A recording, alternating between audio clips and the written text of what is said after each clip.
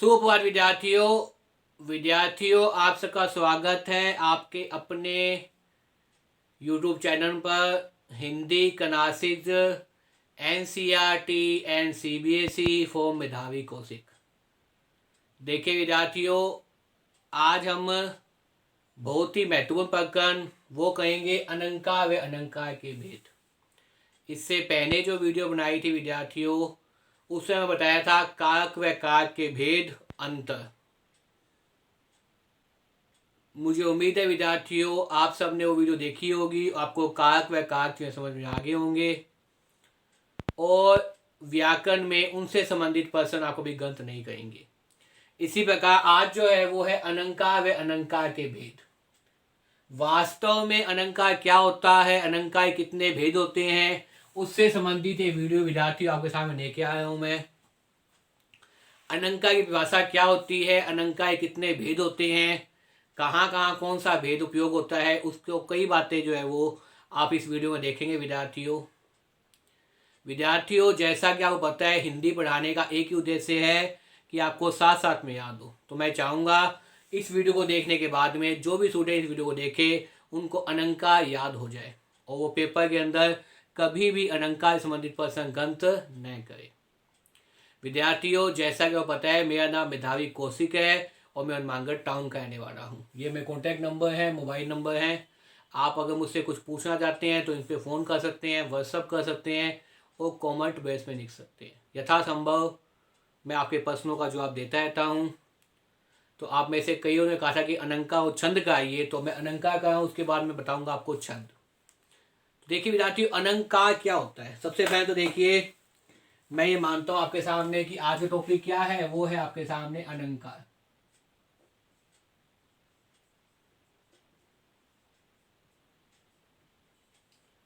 अलंकार व अलंकार के भेद।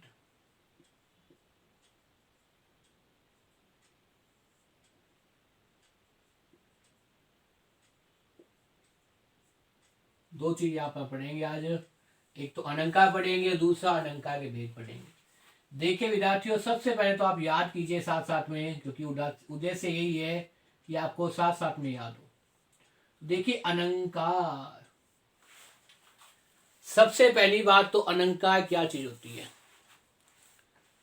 अलंकार का उपयोग क्यों होता है, किस कारण से हिंदी साहित्य की कविताओं में जो कवि करते हैं वो अलंकार का उपयोग करते हैं। देखिए विद्यार्थियों कवि कविता को लिख देगा,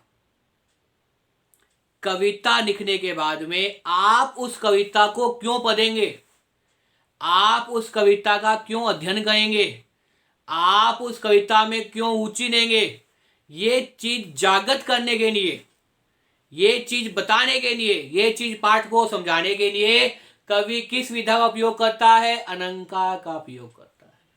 जिस प्रकार से हम तैयार होकर क्या करते हैं, बाहर जाते हैं, जिस प्रकार से हम तैयार होने के बाद किसी दूसरे घर जाते हैं, अपने आप को सजाते हैं, उसी प्रकार आप लोग कह सकते हैं कि कविता को सजाने वाली जो चीज है वो क्या है, अलंकार है, जिससे कविता पढ़ते हुए हमें आनंद की अनुभूति होती है। अलंकारों का उपयोग कवि करता है, आवश्यक नहीं करे उसकी ऊपर है, कहे तो अच्छी बात है, नहीं कहे तो उसकी बात है, लेकिन अलंकारों का प्रयोग अगर वो करता है तो इससे कविता क्या है, रुचिकर बन जाती है, सज जाती है। कविता हमें पढ़ने में आनंदित करती है, हमें आनंद की अनुभूति होती है विद्यार्थियों। तो ये सब चीजें क्या है, अलंकार है। क्या है विद्यार्थियों, अलंकार है।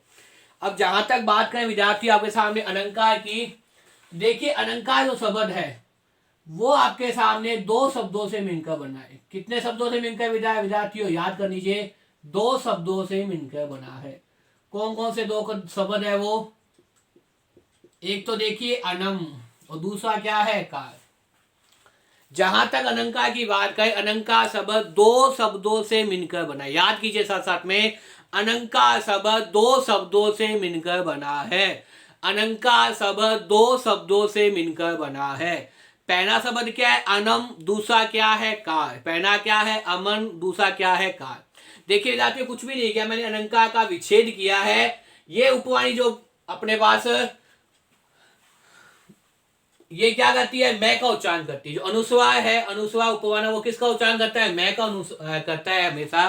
अनम पनस्कार क्या है भाई, अलंकार शब्द दो शब्दों से मिलकर बना है। देखिए विद्यार्थियों, साथ साथ में याद कीजिए, क्योंकि एक ही उद्देश्य है, आपको याद होना चाहिए, जिससे पेपर में प्रश्न गलत न हो।